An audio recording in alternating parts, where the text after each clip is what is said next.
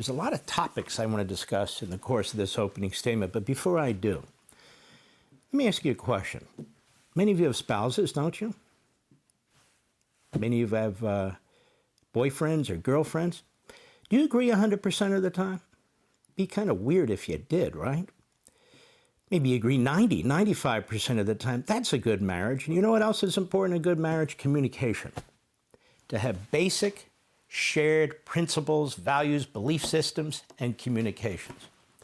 That's what makes a good marriage. Not to be a sycophant. And so it brings me to the media today. We have a very sick and perverse media in this country. Even some of the new media. I mean, we've got the old corporate media, and then we have the corporate media entrails, like Mediaite, or the now rather perverse Drudge Report, things of that sort. So they can't figure out who I am and what I am. First, I'm a sycophant for Donald Trump.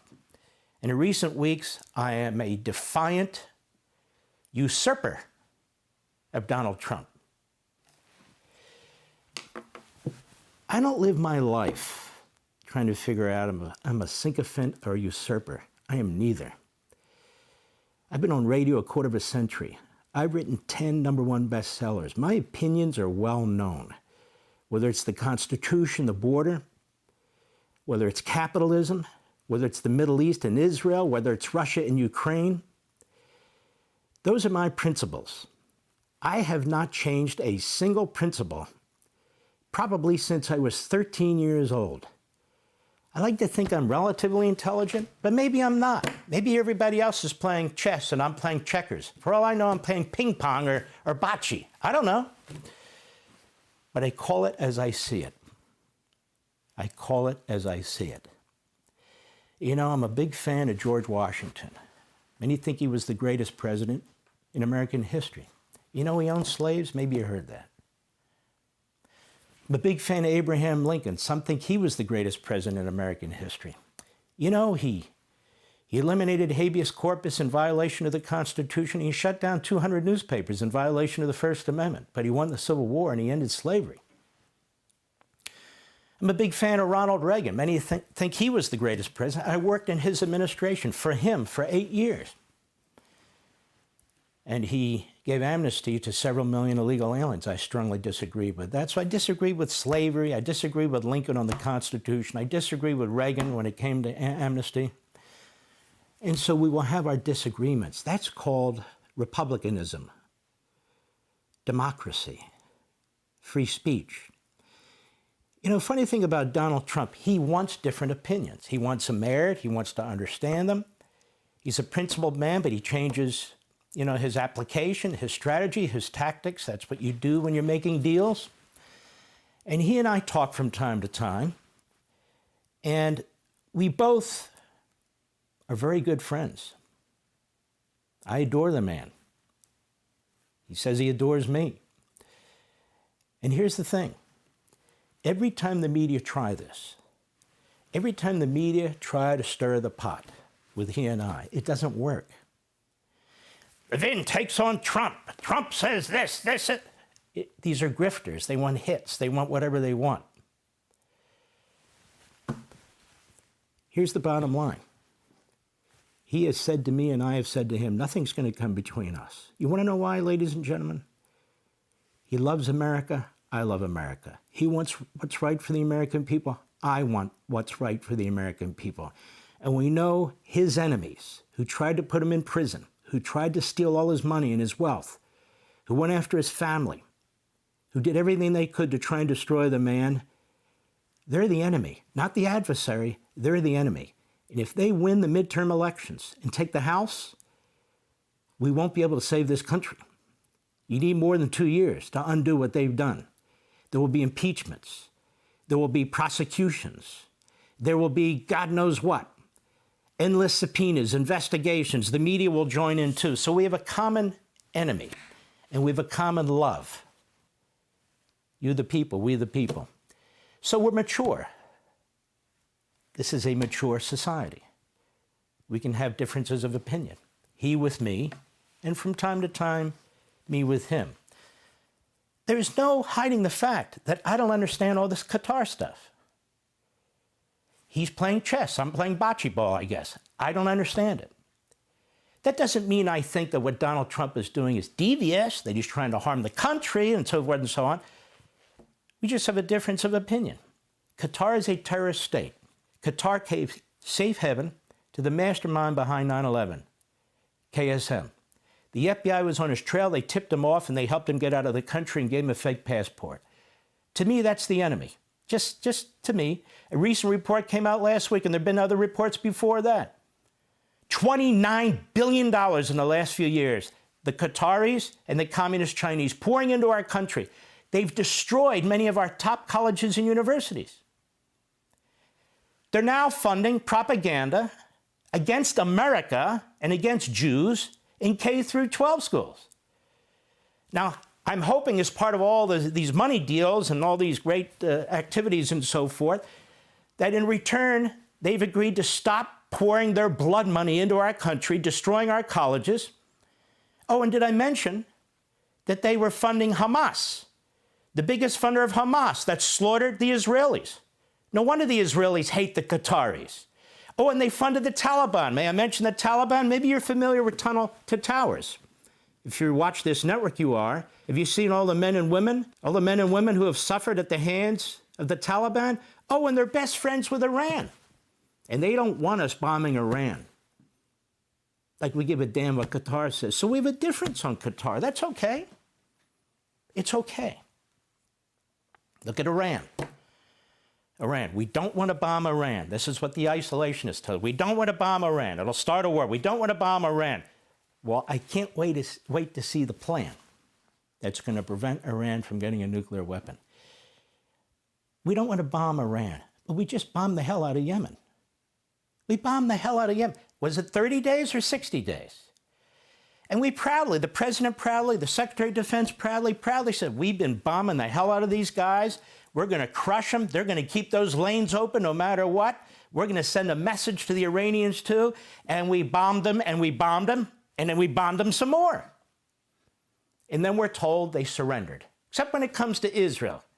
Israel, you're on your own. But don't worry, we bombed them. But not Iran. No. That's taboo. That's taboo. Everybody's talking about if they don't make a good deal, then we'll bomb them. I could be dead wrong. I don't think that's the case. I could be dead wrong.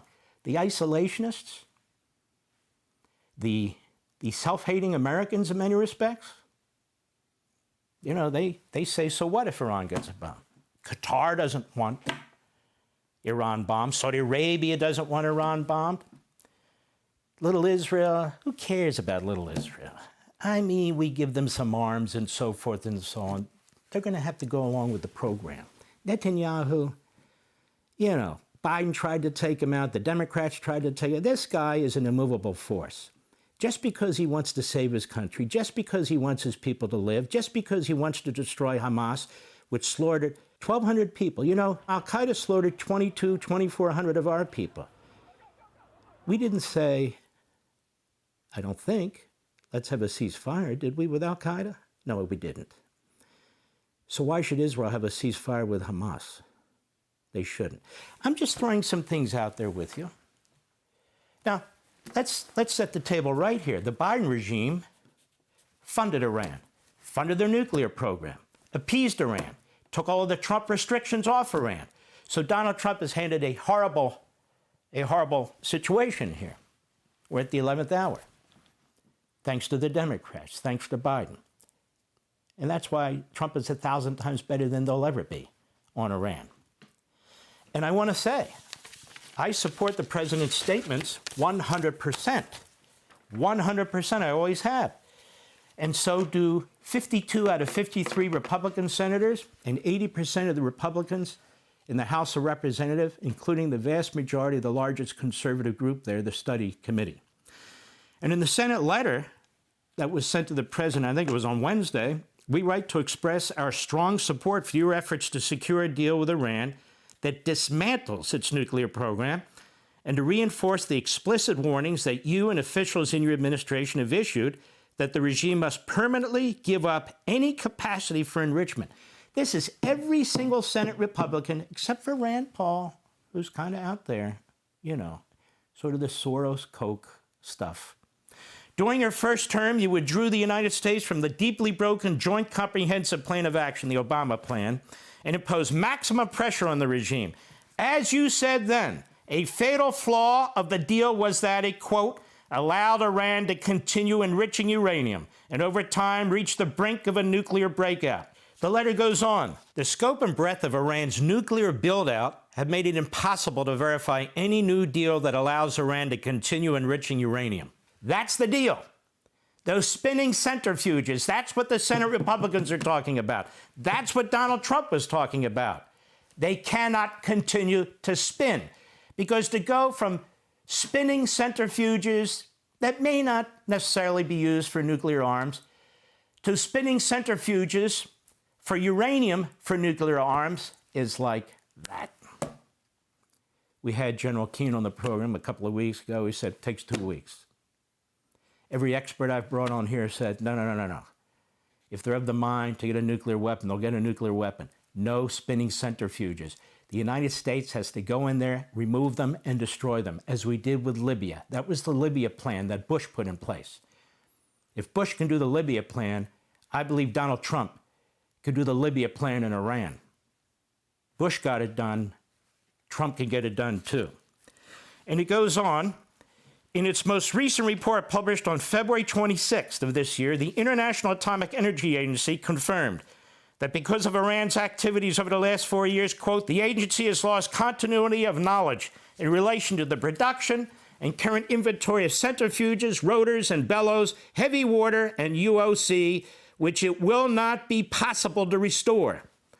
You and your administration said 52 out of 53 Republicans in the Senate have therefore correctly drawn a red line against any deal that allows Iran to retain any enrichment capability.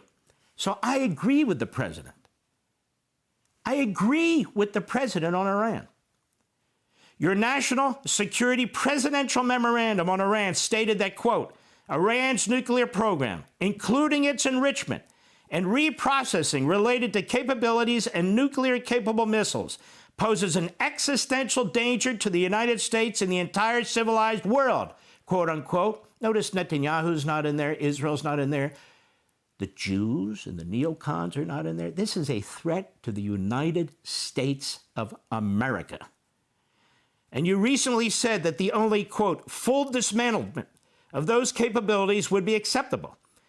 Special Presidential Envoy Steve Witkoff has made it clear in that context of negotiation that for any final arrangement to work, quote, Iran must stop and eliminate its nuclear enrichment and weaponization program. The president has my 100% support. He's got 100% support from 52 out of 53 Republican senators. He's got 80% or more of the Republican House members. And he's got you, the American people, who do not want Iran to get a nuclear weapon and do not support a deal that will allow them to get a nuclear weapon, period. You're not pacifists. You're not isolationists. You're red-blooded Americans. You remember what happened on 9/11. Qatar remembers. It was involved. Saudi Arabia remembers. It was a principal involved. You remember. I remember. You see what's going on in the streets of the United States in our colleges and universities. That's communist China and Qatar. That's right. Al Jazeera, remember them? Praising Hamas for what they did to the Israelis. Al Jazeera, which in the language, the Arabic language, is constantly attacking the United States, trashing the United States. In fact, the monarchy in Qatar constantly does it. Its spokespeople do it. Nothing goes on in Qatar without them controlling it. But you wouldn't know unless you go to a site called memory.org, MEMRI.org, because they have translators who tell us what they're saying.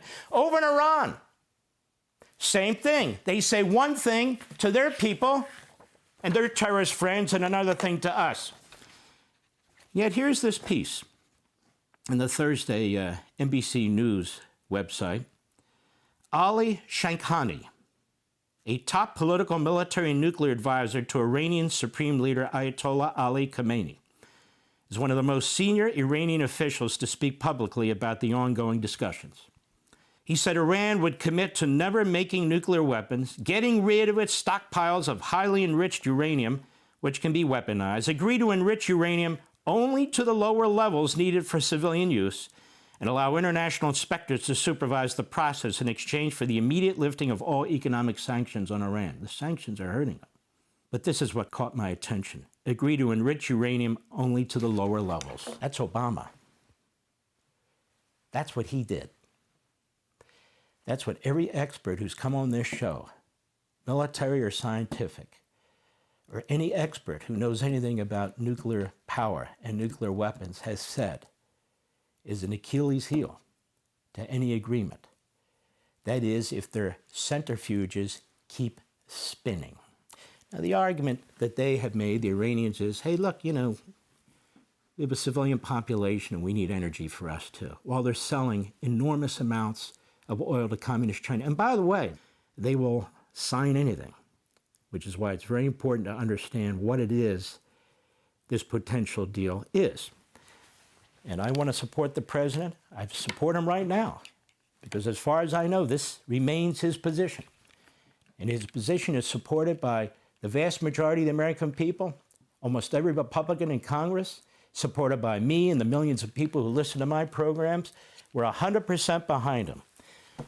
And no matter what happens, I want the media to understand I support Donald Trump. You don't believe me? Take a look at the show I did last Saturday. But I can have my disagreements. This is a big deal, whether Iran gets a nuclear weapon today, tomorrow, or 10 years from now. It's a big deal. And I'm sorry, but again, maybe I'm not playing chess. Maybe I'm playing ping pong. But I don't understand this Qatari thing at all. He's the president. He's got facts that I don't have, and he does. Hey, Sean Hannity here. Hey, click here to subscribe to Fox News YouTube page and catch our hottest interviews and most compelling analysis. You will not get it anywhere else.